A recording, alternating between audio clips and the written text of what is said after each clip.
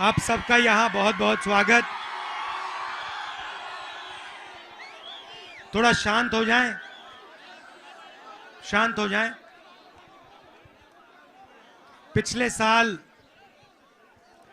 कन्याकुमारी से लेकर कश्मीर तक हमने भारत जोड़ो यात्रा की।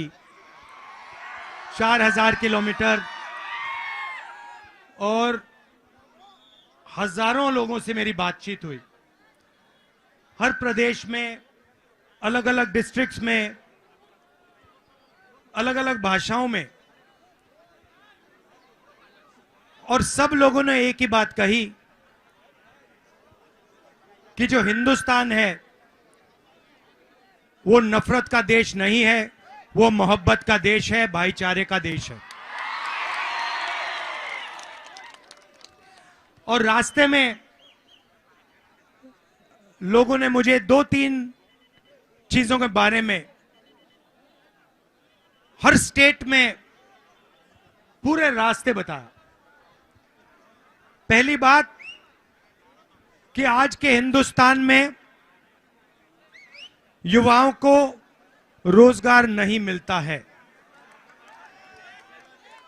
कि बड़े बड़े उद्योगपतियों को देश की पूरी पूंजी पकड़ाई गई है। पूरा का पूरा फायदा 3-4 बड़े उद्योगपतियों को मिलता है, और जो छोटे व्यापारी हैं, स्मॉल और मीडियम बिजनेस वाले हैं, जो गुजरात की स्पेशलिटी है, उनको पूरे हिंदुस्तान में एक के बाद एक खत्म किया जा रहा है। छोटे दुकानदारों ने, छोटे व्यापारियों ने मुझे कहा कि नोटबंदी और जीएसटी हमें मारने के हथियार हैं, हमें खत्म करने के हथियार हैं, और अदानी जी के लिए रास्ता बनाने वाले हथियार हैं। तो जो देश को रोजगार देते थे, जो देश की रीढ़ की हड्डी हैं, स्मॉल मीडियम बिजनेस वाले, छोटे व्यापारी, जो स्मॉल मैन्युफैक्चरिंग यूनिट चलाते हैं, उन सबको सरकार ने खत्म कर दिया है। और हर सेक्टर में अगर आप देखें तो आपको अदानी दिखाई देगा। आप एयरपोर्ट देख लीजिए, आप पोर्ट्स देख लीजिए, आप कृषि का सेक्टर देख लीजिए, स्टोरेज देख लीजिए, हिमाचल में सेब देख लीजिए, सोलर पावर देख लीजिए, विंड पावर देख लीजिए, पावर जनरेशन देख लीजिए, माइनिंग देख लीजिए। सब जगह आपको एक व्यक्ति का चेहरा दिखाई देगा। पहले क्या होता था? पहले हथियार ऑर्डिनेंस फैक्ट्री बनाती थी, राइफल्स, पिस्तौल, कारतूस, ये सब ऑर्डिनेंस फैक्ट्री बनाती थी, पब्लिक सेक्टर फैक्ट्री थी। अब क्या किया? सारे के सारे कॉन्ट्रैक्ट्स उन्हीं 2-3 लोगों को पकड़ा दिए। अब अदानी डिफेंस का भी माल बनाता है। सही है ना? आप मुझे बताओ, ये अग्निवीर योजना ये क्यों लागू की गई? ये किसी युवा को नहीं अच्छी लगती। हिंदुस्तान में एक आपको ऐसा युवा नहीं मिलेगा जो आपको कहेगा मुझे अग्निवीर योजना अच्छी लगती है। ये सेना को भी अच्छी नहीं लगती, आर्मी के लोगों को भी अच्छी नहीं लगती। क्यों? क्योंकि वो चाहते हैं कि उनके जवानों को 4-5 साल की ट्रेनिंग लगे। वो चाहते हैं कि उनके जवानों को लगे कि हमारी भी रक्षा है, हमारी पेंशन मिलेगी, हमारी कैंटीन होगी। तो ये सिर्फ इसका एक ही कारण है, जो पैसा सेना में जवानों की ट्रेनिंग के लिए जाता था, उनकी पेंशन के लिए जाता था, उनकी कैंटीन के लिए जाता था, वो पैसा अब सरकार अदानी जी को हथियार बेचने में देना चाहती है। अब हुआ क्या? 2 तरीके के शहीद हो गए। एक जो नॉर्मल आर्मी का जवान है, और दूसरा जो अग्निवीर है। अग्निवीर कैसे कहते हैं? भैया आप 4 साल रहोगे, अगर आप शहीद हो गए, आपको गोली लग गई, तो आपको शहीद का दर्जा नहीं मिलेगा। आप आर्मी छोड़ोगे तो आपको पेंशन नहीं मिलेगा, आपको इज्जत नहीं मिलेगी, आपको वापस 4 साल बाद बेरोजगारी में हम डाल देंगे। तो आर्मी वाला रास्ता बंद कर दिया। पहले पब्लिक सेक्टर हुआ करता था, BHEL, HEL, ये सब कंपनी होती थी, इसमें युवा रोजगार पा सकते थे।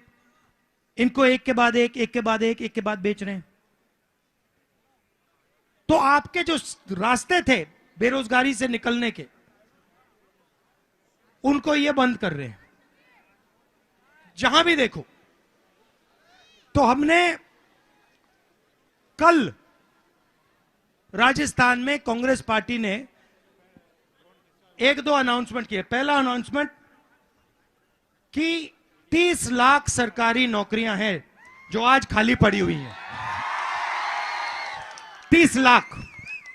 जैसे ही हमारी सरकार आएगी वो 30 लाख नौकरियां हम भर के आपको दे देंगे। हमने एक नया कानून बनाएंगे, अप्रेंटिसशिप का कानून। जो भी कॉलेज का ग्रेजुएट होगा, डिप्लोमा होल्डर होगा, यूनिवर्सिटी से डिग्री लेके आएगा, चाहे वो कोई भी हो हिंदुस्तान में, उनको हम अप्रेंटिसशिप का अधिकार देने जा रहे हैं। मतलब 1 साल के लिए उनको गारंटी करके पब्लिक सेक्टर में, प्राइवेट सेक्टर में 1 साल की ट्रेनिंग और नौकरी गारंटी करके उनका अधिकार बनता है। 1 साल के अंदर उनके जेब में 1 लाख रुपए हम डाल देंगे। आप देखिए, आपसे युवाओं से पेपर कराते हैं, एग्जाम कराते हैं। गरीब युवा एग्जाम करते हैं।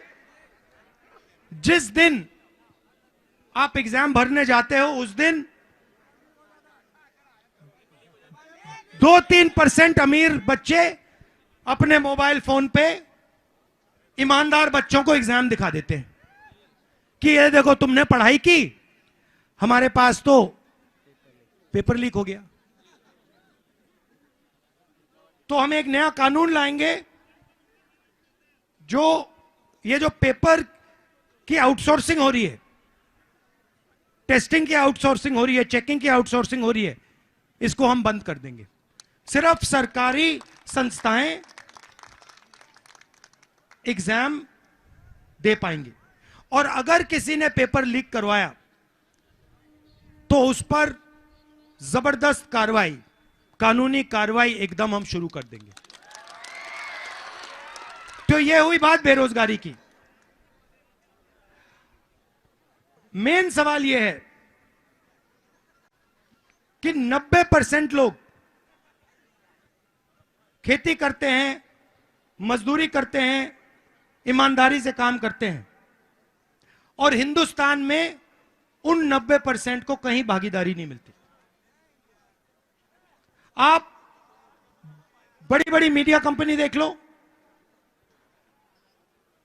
बड़ी ब्यूरोक्रेट्स को देख लो, आपको जो 90% आबादी है हिंदुस्तान की, वो लोग आपको इसमें नहीं मिलेंगे।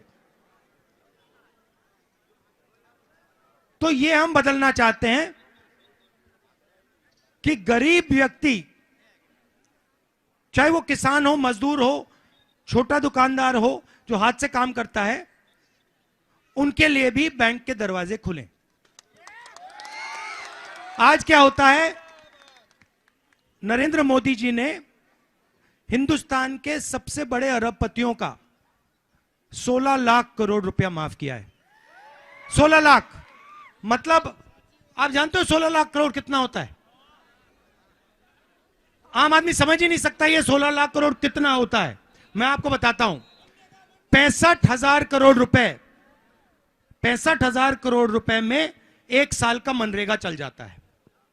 ठीक है, मतलब नरेंद्र मोदी जी ने 20-25 लोगों को 24 साल का मनरेगा कर्जा माफ करके दे दिया, और एक किसान का पिछले 10 साल में नरेंद्र मोदी ने कर्जा माफ नहीं किया, एक मजदूर का कर्जा माफ नहीं किया, एक स्टूडेंट का कर्जा माफ नहीं किया। तो इन लोगों ने क्या गलती की है कि अदानी का लाखों करोड़ रुपए कर्जा माफ हो जाता है, बड़े बड़े अरबपतियों का लाखों करोड़ रुपए हो जाता है, मगर जो देश को बनाते हैं चलाते हैं, किसान, मजदूर, छोटे दुकानदार, स्टूडेंट्स, इनका 1 रुपया कर्जा नहीं माफ होता। नरेंद्र मोदी जी ने मेक इन इंडिया की बात की थी, स्टार्टअप इंडिया की बात की थी।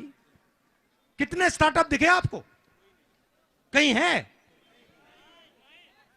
एक स्टार्टअप नहीं है, और वो जो हैं वो सारे विदेशी कंपनी, विदेशी पैसे के कंट्रोल में है। तो हमने निर्णय लिया है कि 5,000 करोड़ रुपया हम हिंदुस्तान के गरीब युवाओं के लिए फंड बनाएंगे, और वो फंड दिल्ली में नहीं होगा, वो फंड डिस्ट्रिक्ट और ब्लॉक लेवल पे जाएगा।